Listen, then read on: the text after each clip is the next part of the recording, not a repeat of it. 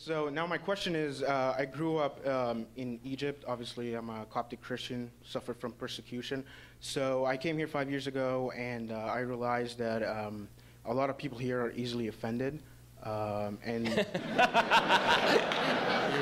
and they haven't even like been through Like that people burning much. down your churches, yes. Yeah, exactly. And like a lot of discrimination that I've faced and all that.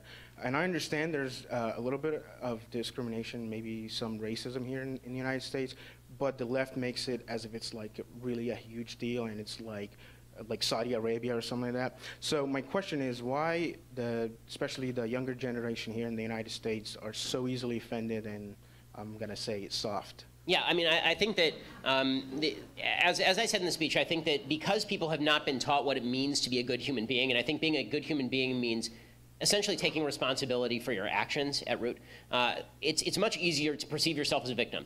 It gives you an easy out. Things are bad in your life, well, just blame somebody else.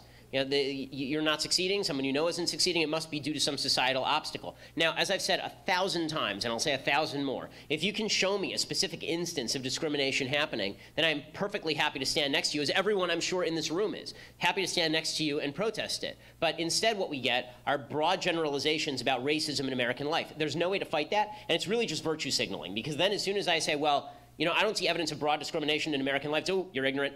Oh, you don't want to look it in the face. You're not acknowledging your white privilege. And it's like, well, no, I like evidence for my propositions. And if you are going to suggest that all of America is racist, then they need to answer your question, which is no. Like, why? Where are you seeing this? There is virtue that has been attributed to victimhood, and when you take away somebody's victimhood, they feel as though you have attacked their identity, which is one of the reasons I think that I get protested on campuses, because I say so often that if you're a woman in America, you're not a victim. If you're a black person in America, you are not inherently a victim. If you're a Jew in America, you're not a victim. If you're LGBT, that doesn't mean you're a victim, right? You have to show me how you were victimized, and then we can talk about whether you're a victim.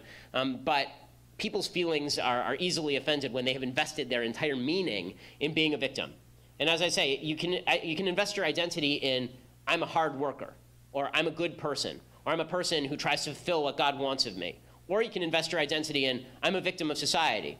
And however somebody threatens your identity, you're going to be upset. And so if I threaten your identity as a victim, or you do for saying, you know, you're not a victim, then you are going to get in hot water with all those people.